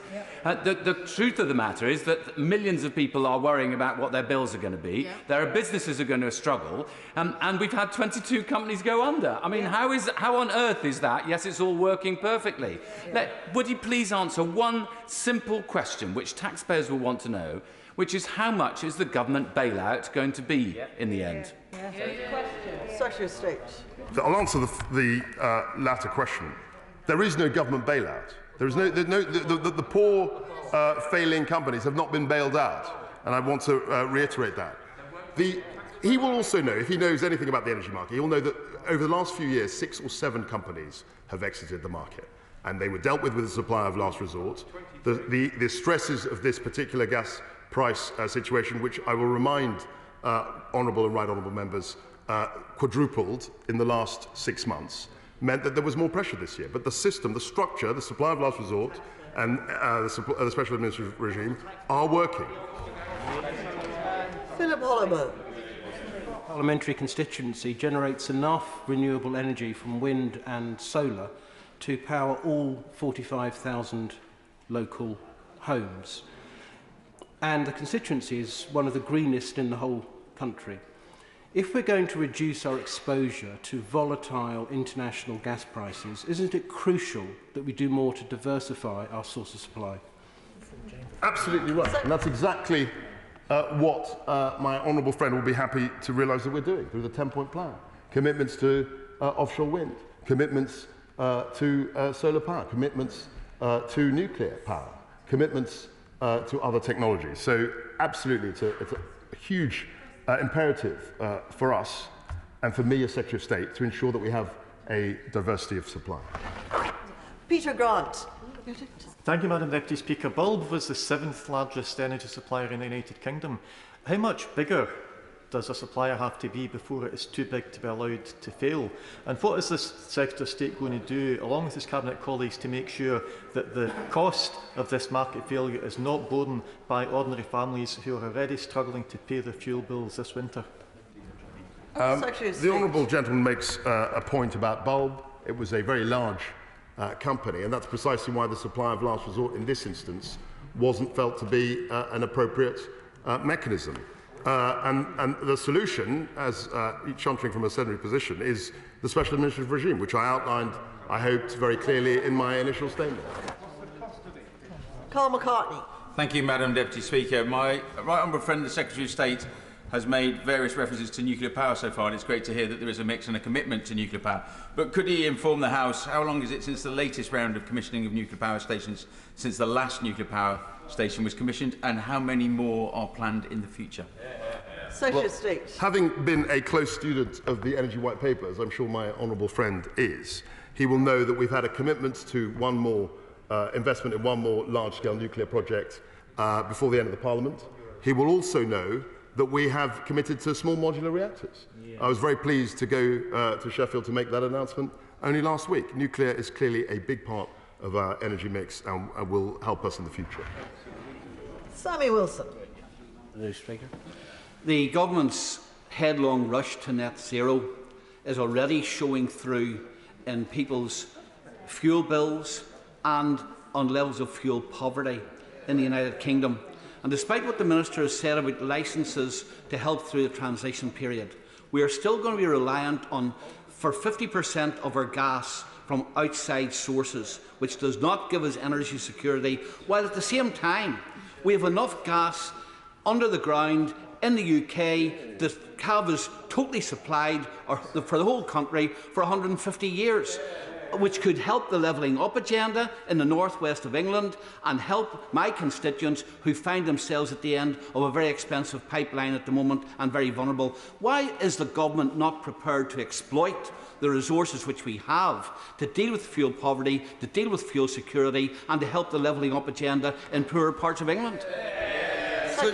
So I don't apologise for the net zero agenda. I think we saw big strides at COP26. We could have gone further. That's an area which we're showing leadership, and I think it's something we should be proud of. On to, as you put it, exploiting gas resources. We looked at fracking. There were issues with respect to effects on the Richter scale, earthquakes, that sort of thing. People objected to that, and we imposed a moratorium on it. But I'm very happy to discuss with him this issue if he wishes. Alex Davis-Jones. Thank you, Madam Deputy Speaker. The UK Government are responsible for families facing a cost of living crisis due to the triple whammy of rising gas prices, looming tax rises and cuts to universal credit. Thankfully, in Wales, our Labour Government are providing an additional one-off cash payment of £100 to vulnerable households to support them in paying their fuel bills this winter. This Government are more concerned with bailing out the energy companies like Bulb rather than supporting the most vulnerable. So will the Secretary of State do the right thing and follow Wales's lead in supporting those most vulnerable in fuel poverty? So supporting the most vulnerable is exactly what we're doing through the warm home discount and an extension to it. That's exactly why we have maintained the energy price cap, and the companies have, many of them have protested against that, and we're always mindful to protect consumers and to protect the most vulnerable. Alison Tulis. Thank you very much, Madam Deputy Speaker. The FSB have found that 77% of Scottish businesses have seen an increase in their overheads since this time last year, and fuel costs make up a huge proportion of this. So could I ask him what assessment has he made of the likelihood of these costs being passed on to consumers who are also paying higher prices at the tills because of inflation and Brexit? In the context of, and the one word she didn't mention in her question was COVID. And in the consequence of COVID, my right honourable friend, the Chancellor of the Exchequer, has put in £400 billion into the economy to support the very businesses that she's referring to, and many of those businesses in Scotland have been supported by them. Catherine West. Thank you very much, Madam Deputy Speaker. Just since the budget, several companies have gone under. Will he inject some urgency into this matter and look again at the suggestion, now that the Treasury has the freedom to do so, to lift the VAT burden both on households but also on small businesses, so that we could have an immediate lift that will happen in this country regardless of what's happening to global prices? She will appreciate that matters to do with taxation, VAT, all of those things are subject to my right honourable friend, the Chancellor of the Exchequer's department policy. She will also know there is urgency. I speak to Ofgem all the time, every day. And we monitor the market extremely closely. We are looking at how the solar process is working. It's working reasonably well. And as I've said, we're looking at this special administration regime with respect to Bulb. Clive Effort. Thank you, Madam Deputy Speaker. This is not happening in other countries. So, I mean, if this is evidence of the system working, I'd hate to see if it wasn't working. But the government has ruled out any bailout from the Treasury. Will he give the same undertaking that customers will not be forced to pay huge bills in order to pay for the government's failure of regulation? So look, Madam Deputy Speaker, I'd like to point out that the energy price cap, such as we have, does not occur in other countries. So consumers here are being protected, and many of the people who are actually bearing the brunt of this crisis are the very firms that, for whatever reason, have had to leave the market. The structure is working. It's protecting consumers, and companies which have fallen foul of these very high prices have been forced out of the market. Thank you. We come now to the next urgent question, for which I call Dame Diana Johnson. Thank you, Madam Deputy Speaker. Will the Minister make a statement on the future of transport for the North? Minister. Thank you, Madam Deputy Speaker. Transport for the North is a subnational transport body. Their statutory role, as set out in legislation, is to provide a strategic transport plan for the region and to provide advice to the Secretary of State. Since 2016, in addition to these statutory responsibilities, Transport for the North has co-cliented the development of Northern Powerhouse Rail alongside the Department for Transport. As this important programme moves into its next, more complex delivery stage, it is right that we have a single, clear line of accountability to the Secretary of State. This has been an important lesson learnt from the delivery of other major infrastructure projects. Therefore, Transport for the North will transition from co-client to co-sponsor, continuing to provide statutory advice and to input on the strategic direction of the programme. The details of this arrangement are currently being worked out between my department and Transport for the North. Madam Deputy Speaker, Transport for the North's advice was carefully considered alongside a range of other evidence when developing the Integrated Rail Plan. Any changes to Northern Powerhouse Rail delivery does not impact Transport for the North's statutory functions, nor the level of core funding it will receive this financial year to carry out those functions. Nor does it alter the Government's commitment to levelling up the North, or the fact that the Integrated Rail Plan commits £96 billion to improving rail infrastructure across the Midlands and the North, the largest single government investment in the history of British Railways. Dame Diana Johnson. Can I first of all thank Mr Speaker for granting this urgent question, and I'd like to thank the Minister for his response. But sadly, I am far from reassured that cutting Transport for the North's responsibilities and funding are not just spiteful reprisals for TfM advocating strongly on behalf of the North for a new high-speed, fully electrified Northern Powerhouse Rail and for the eastern leg of HS2. I thought there was broad consensus informed by Lord Heseltine's 2012 report that rail infrastructure investment is a central part of the levelling up agenda. Levelling up in turn was meant to be a central part of the government's strategy to increase overall UK economic growth. Treasury rules were meant to have been changed. The Prime Minister has repeatedly promised not one but two high-speed train lines, the eastern leg of HS2 that would have benefited the east of Leeds, including Hull, and Northern Powerhouse Rail. Now, regeneration of great cities such as Hull and Bradford will be held back for another 20 years at least, with poor connectivity, slow speeds and inadequate capacity for passengers and freight. So by removing Transport for the North's responsibility for developing Northern Powerhouse Rail, ministers reduce scrutiny and accountability and show no interest in working in partnership with the North. So much for devolution. So when challenged, ministers have decided to stop the criticism by gutting the powers of Transport for the North and centralising to Whitehall responsibility for rebranding the Transpennine route upgrade as Northern Powerhouse Rail. This government is taking back control to prevent levelling up. And both myself and my honourable friend, the member for Bradford South, and many other MPs across the North want answers to the following questions. When did the Secretary of State decide that Transport for the North's advice on the Integrated Rail Plan would be ignored and not provided with the full details and impact assessments of the Integrated Rail Plan? What will be the fate of Transport for the North if it continues to advocate for a genuine Northern Powerhouse rail line?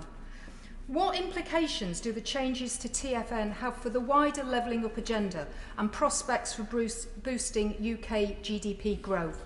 And finally, how can the North now have a genuine say in its future?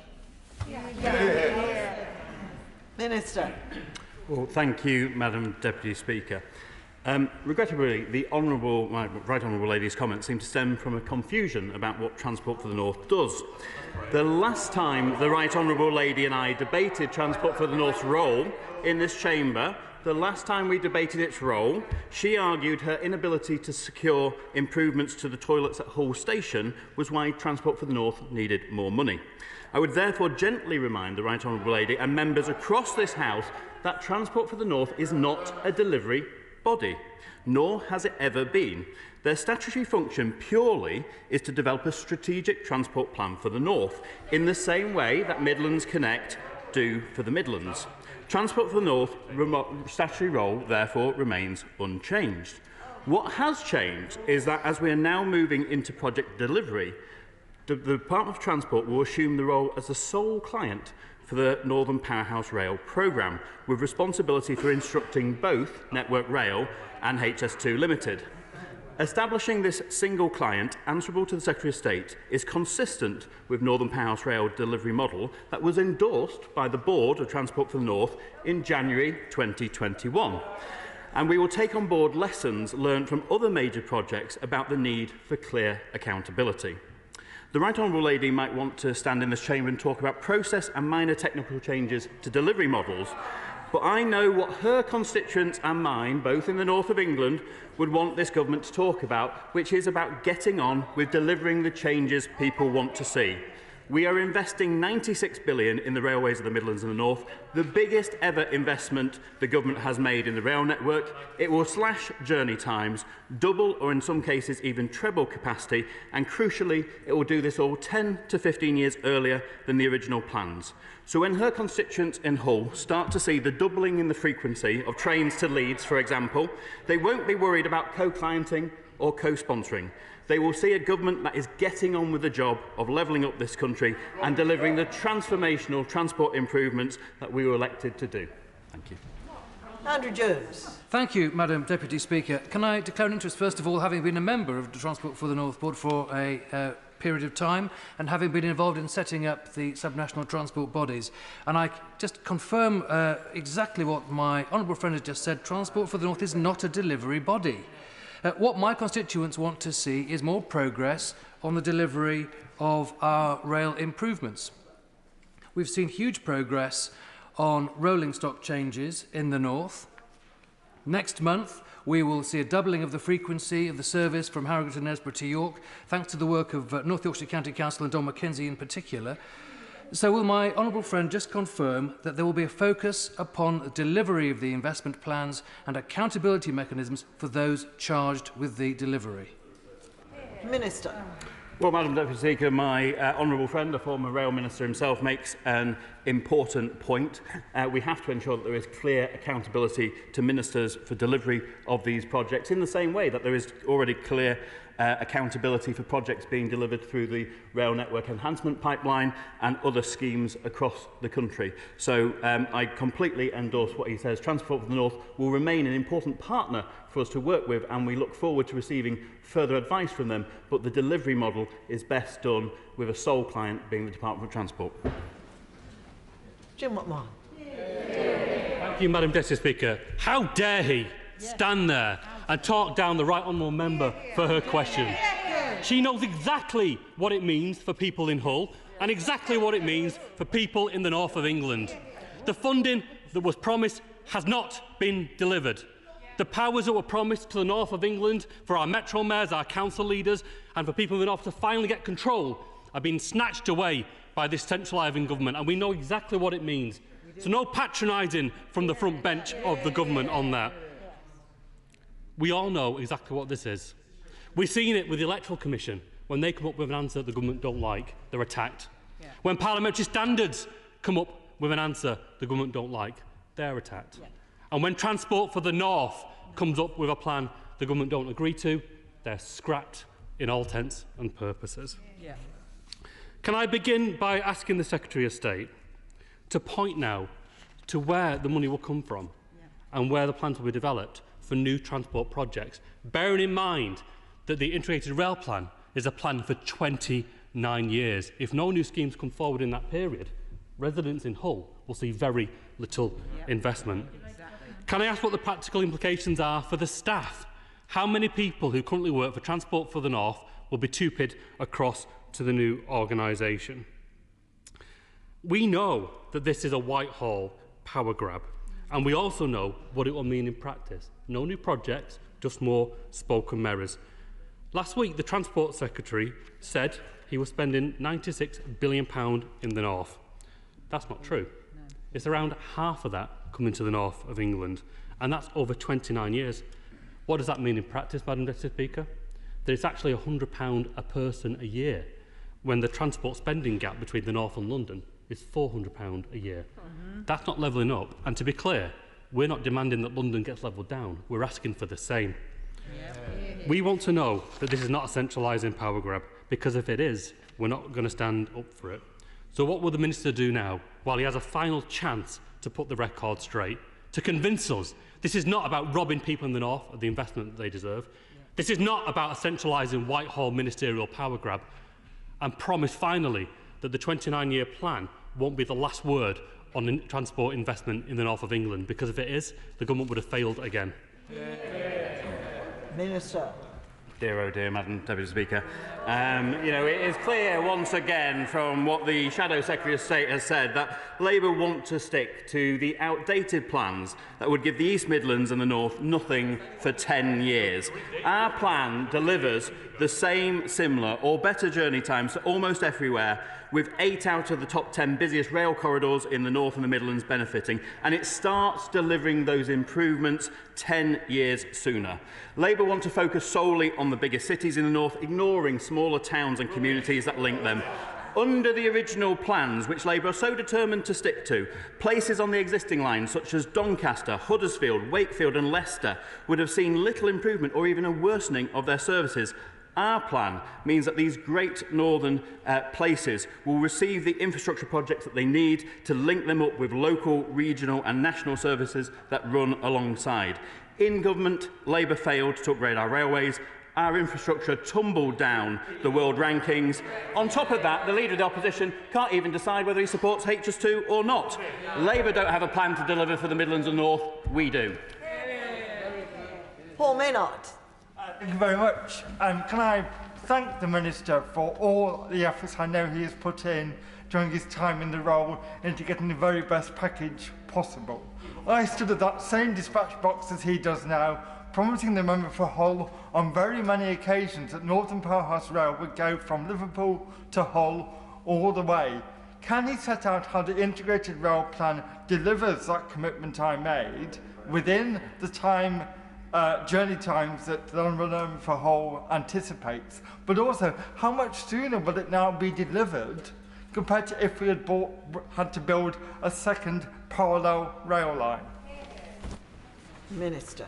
Well, I thank my honourable friend and predecessor for his comments. As he will know, the Prime Minister was very clear, and in our manifesto we were clear that on Northern Powerhouse Rail we would commit to Northern Powerhouse Rail with an initial focus on the section between Manchester and Leeds. The Integrated Rail Plan actually expands that to initial focus between Liverpool and York. That is the core investment, but alongside that, many of the upgrades that are already being delivered as part of the rail network enhancement pipeline will continue. For example, upgrades to the Hope Valley line, improving journey times to Sheffield.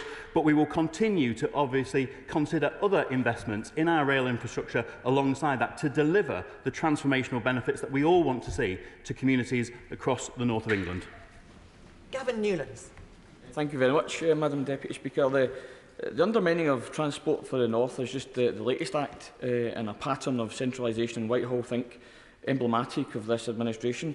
This government doesn't like transport policy being run by Holyrood, so they cobbled together a union connectivity review over its head, although it has to be said before the review is even published. The bridge over the biggest undersea munitions dump in Europe, the Prime Minister's pet project, has itself been dumped. This government doesn't like transport policy being run by the Mayor of London, so they're starving them of funding. Now this government doesn't like transport policy being criticised by Transport for the North, so they're slashing its funding and removing many of its responsibilities. So why does the Minister think this government knows better than the people and elected representatives of the North of England? Last week, the Secretary of State said that a whole 75 staff from the DfT have moved to Leeds. When will the rest follow to the north so that people at the top of the DfT truly understand the rundown and underinvested transport network they're responsible for? And will he guarantee that our devolved administrations will not be subjected to these attempted power grabs and undermining in future? Minister. Thank you, Madam Deputy Speaker. Of course, the honourable gentleman talks about devolution, and as he will know, now over 60% of the North is covered by mayoral combined authorities and metro mayors, thanks to the historic devolution settlement by this country. Indeed, it was this government that established Transport for the North itself. He also asks about DfT staff based in Leeds. I'm delighted that in the past year we have established a new Department for Transport office in Leeds. Last time I visited, there were 70 staff working there. I'm pleased to confirm that as of today, that number has now gone above 100, and I look forward to visiting again to welcome even more staff in the months to come. Andrew Percy. Thank you, Madam Deputy Speaker. Take no lectures from the party opposite, who in 13 years in government didn't lay a single mile of electrification in my area, downgraded northern routes, ploughed money into the south and left northerners rattling around on decade-old Pacer trains. So take no lectures from them. But can I say to him, we're very grateful to have received our Restoring Our Railways funding for the Brigg line, because if you miss the last train on a Saturday, you have to wait a week for the next one. So can he look very closely at the business case that's been submitted on that? Can he also agree to work with us on the Gould to Leeds line via the Town Deal funding? And can he tell us what will be the improvements to East Yorkshire and North Lincolnshire, to the Humber, from the Transpennine upgrades? Minister. Thank you, Madam Deputy Speaker. Quite a lot in that. I thank my honourable friend for his question. As he will be delighted to hear, I'm sure, the Restoring Your Railways announcement will be separate from the Integrated Rail Plan, so we have more announcements to come on that, along with the Rail Network Enhancement Pipeline will also be published separately. So the 96 billion is not the total of our investment in the North, it is just the core pipeline for the North of England. As my honourable friend will be pleased to hear, the investment in the Transpennine route upgrade will deliver a doubling in the number of services from Hull across into Leeds, amongst other benefits. Judith Cummings. Thank you, Madam Deputy Speaker. It was promised many times an eastern leg of HS2 and Northern Powerhouse Rail in full with the city centre stop in Bradford. Now we hear the government has in effect dismantled Transport for the North by removing its powers and its staff. Whilst a late-night letter from his department was sent to TFN last night, this does not change the fact that this government's approach was not approved by Transport for the North. No. Show us the minutes, Minister. What we have seen is a mishmash of broken promises and silencing of its critics. Just how can the North have a say in its own future? And can he define exactly what is a co-sponsor and what are its powers? Minister. Well, I thank the honourable lady for her question. First of all, it's very important to say that we are certainly not abandoning Transport for the North staff. We thank them all for the work that they have put into developing options for Northern Powerhouse Rail, and the TUPE discussions are ongoing. So we can hope those staff can join the growing number of Department for Transport staff based in the north of England.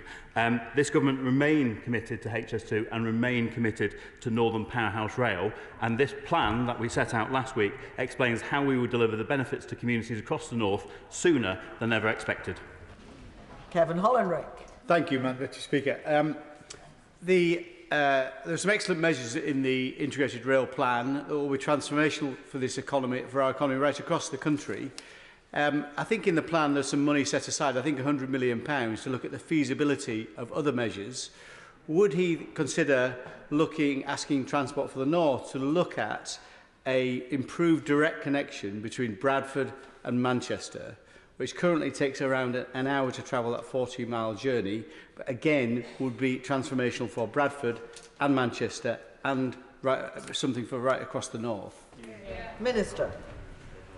I thank my honourable friend for that question. The £100 million announced in the Integrated Rail Plan is specifically to look at how we can get HS2 trains most effectively from East Midlands Parkway to Leeds. So that means we haven't ruled out the construction of the full eastern leg at this stage. We are looking at whether that is the best long-term solution. In terms of Bradford, my honourable friend, the member for Shipley, and my honourable friend, the member for Keighley, continue to remind me of the importance of Bradford, and of course I am just over the border from the Bradford district, so we are very keen to see what we can do to support Bradford. I myself spoke to the leader of Bradford Council the day after the publication of the Integrated Rail Plan. We are keen to continue working with Bradford and local stakeholders to deliver benefits to that area. Thank you, Madam Deputy Speaker. I've followed on from the Minister's words about Bradford. Bradford is angry. The whole city is angry. My constituents are angry. 530,000 people have been failed. Whilst I welcome the intervention to focus on Bradford, I really do, the truth is that this government has stripped the idea of £30 billion worth of growth for the next 10 years. And that's the fourth youngest city in the country, Madam Deputy Speaker. Now, I also hear on the grapevine that the government has held on to the IPOSs for Leeds because there might be a U-turn. So my question is simple. When will he U-turn on the MPR? Minister. The honourable lady asked when I will U-turn. We do not intend to U-turn for all the reasons set out in the Integrated Rail Plan to spend billions of pounds investing in the existing rail route from Manchester to Leeds, and then to spend £18 billion more building a brand new line just simply did not make economic sense. We will reduce the journey times. We will reduce the journey times from Bradford into Leeds from the current about 20 minutes down to 11 minutes, and we will continue to work with regional stakeholders to deliver benefits. Philip Davis. Thank you, Madam Deputy Speaker. My constituents are not interested in quangos, but they are very interested in actual transport infrastructure. The Minister knows how unhappy and disappointed I was with the announcement regarding Bradford and the scaling back of Northern Powerhouse Rail and the lack of a station stop in the centre of Bradford, and I hope even at this late stage the government will think again about that. But can I ask him, given the huge disappointment to Bradford from that announcement, can I ask him to go away and think about what additional transport infrastructure the Bradford district could have delivered to it? And can I urge him to start with the Shipley Eastern Bypass? Well, Madam Deputy Speaker, I thank my honourable friend who continues to be a doughty champion for Shipley. As he will know, alongside the £92 billion announced in the Integrated Rail Plan, we are spending over £7 billion on road investments and over £5 billion on buses and cycling initiatives, and I'm sure his campaign for his bypass is heard by my other ministers in the department. Emma Lewell-Buck. Thank you very much, Madam Deputy Speaker. The Integrated Rail Plan gives nothing to the North East at all. It will create economic imbalances right across the North, giving us all less and at a later date.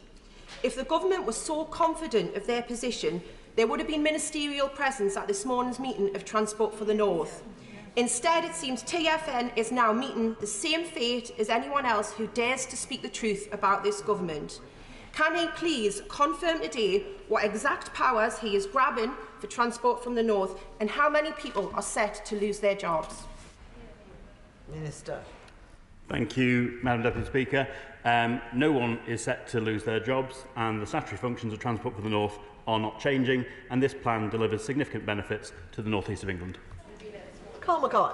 Thank you, Madam Deputy Speaker. My honourable friend the Minister will know that I'm a strong proponent of better transport links and infrastructure for Lincoln, my constituency. And so I make a plea to him, whether it is Transport for the North, whether it's Midlands Connect or any other organisation that's either strategic or is involved in delivery. Could Lincoln figure more than just occasionally on a map, please?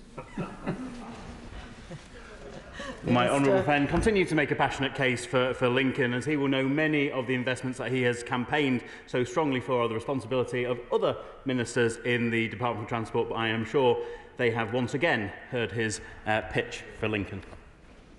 Tony Lloyd.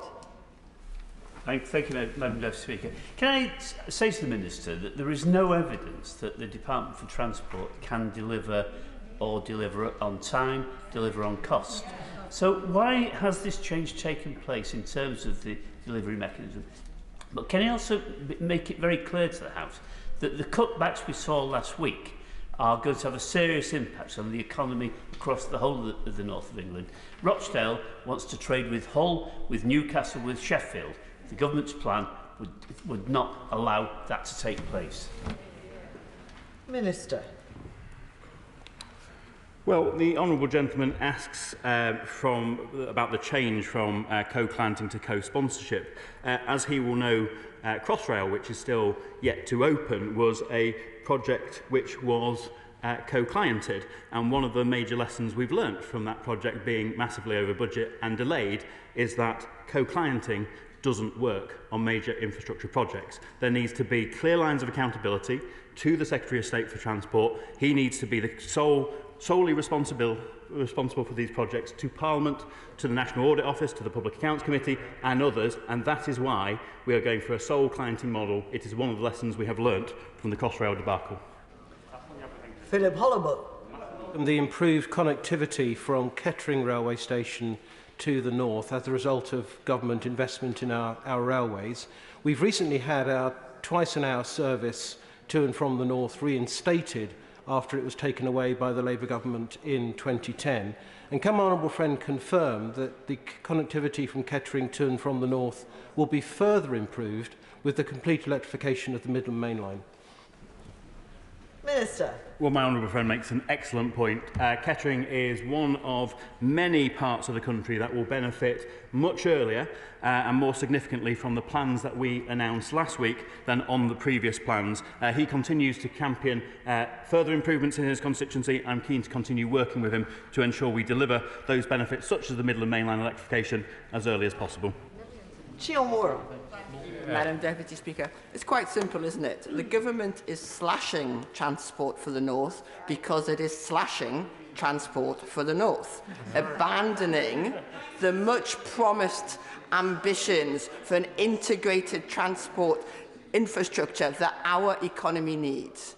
So will the Minister tell me who will set out the plans for our northern transport future, or do we not have one? Minister. Thank you, Madam Deputy Speaker. Well, last week the Shadow Secretary of State described 96 billion, the biggest investment in our railways, as crumbs from the table. I think we need to focus on what we are delivering, not the amount of money that we are putting in. We will continue to work with Transport for the North as the statutory transport body in the North, advising on our plans, and we look forward to continuing to have a positive relationship with them. Catherine Fletcher. Thank you very much, Madam Deputy Speaker. Way back in 2016, when I was thinner and probably younger looking, I helped a young man by the name of George Osborne set the Northern Powerhouse Partnership up. Exactly. And as part of that, I actually worked with Transport for the North in their Manchester Piccadilly offices. And I have to tell the House, I found them partisan, specious and entirely obsessed with Labour Party politics. Does the Minister agree with me that actually what's happening here today is the Labour Party finally realising that they don't control the whole of the north of England and there's more than one way of getting something done? Well, I am delighted to see my honourable friend in this House, alongside many other Conservative MPs elected in 2019. I'm surrounded by far more Conservative MPs in the north of England than I used to be when I was first elected in 2010, and it is a real pleasure because people like my honourable friend bring real expertise to this House. We want to work with Transport for the North in the same way that we work with Midlands Connect and other subnational transport bodies across the UK. But as we move into delivering the benefits of these investments sooner, we need to have the Department of Transport as the sole client delivering these projects. Emma Hardy. Thank you, Madam Deputy Speaker. In February 2020, I asked the Prime Minister about this issue and he told me, and I quote, "We will make sure that Hull is fully part of our vision for a high-speed north." So why were Transport for the North's strong recommendations for electrification for the Hull to Selby line then completely ignored? Minister. Well, Madam Deputy Speaker, no one's advice was ignored. For 20 months after we launched the Integrated Rail Plan following the Oakley Review in February last year, we have taken a range of evidence from the National Infrastructure Commission, from Transport for the North, from Midlands Connect, from stakeholders across the region. And as we've worked through those plans, we have been clear that we will deliver benefits to people across the north of England sooner than the original plans. And I think the £96 billion we have announced, a historic investment in railways across the Midlands and the North, is something that we can all be proud of. Paul Hull. Thank you, Madam Deputy Speaker. Just when it comes to the discussions around this, I don't think it's helpful that we get the Northern Powerhouse Partnership Chairman out on the TV claiming that things are not going to happen, that were never even going to happen under Northern Powerhouse Rail. So the misleading words that are going on are no use to this debate at all. When we talk about the North, one of the big things that is a concern to us is the Leamside line and the things that should happen with that. It does get a mention in the IRP in terms of the fact that it could be done through a different mechanism. Would the Minister meet with me just to discuss that further and work out how best we can continue to progress the Leamside line? Thank you. Minister. Madam Deputy Speaker, I'm more than happy to meet with my honourable friend. He continues to make a passionate case for the Leamside line. I'm happy to work with him and local stakeholders to see what we can do. Order. Can I just make it clear to those who are gesturing while they're sitting down that I have called to ask questions several people who were not here at the very beginning of the Minister's statement. I should explain to the Chamber that I've been very lenient today because I was aware that the monitor was not changed until several... No, the Honourable Gentleman mustn't dissent from what I'm saying as a very simple explanation as to why I'm being kind and considerate to the Chamber. I could stop and say the moment the Minister gets to his feet, anyone who is not in the Chamber at that moment is not allowed to utter a word. But in my judgment, that would mean that the Minister would not be properly questioned nor the government held to account on this important matter. And on this occasion, the monitor was not changed. This part of business started early.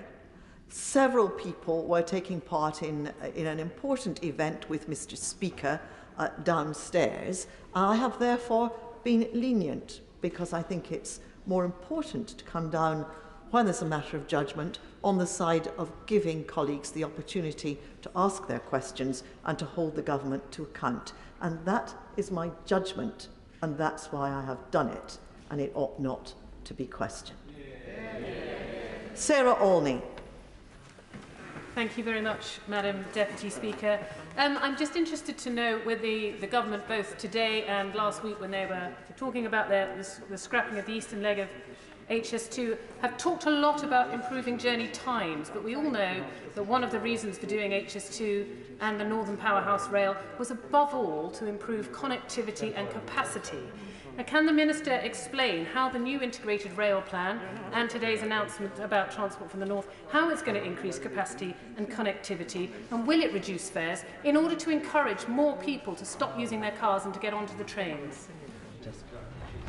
Minister. I thank the Honourable Lady for her question. As set out in the Integrated Rail Plan, on many of these key routes we are doubling or trebling capacity, and I would also be clear on the eastern leg. We have committed and funded through the Integrated Rail Plan to build a first phase from the West Midlands to the East Midlands. There is now £100 million for further work to look at the best way to get HS2 trains from there through to Leeds. For the time being, therefore, the plans to build the full eastern leg remain as they are. No safeguarding has been lifted. That is something that will be only changed after we have the outcome of the study.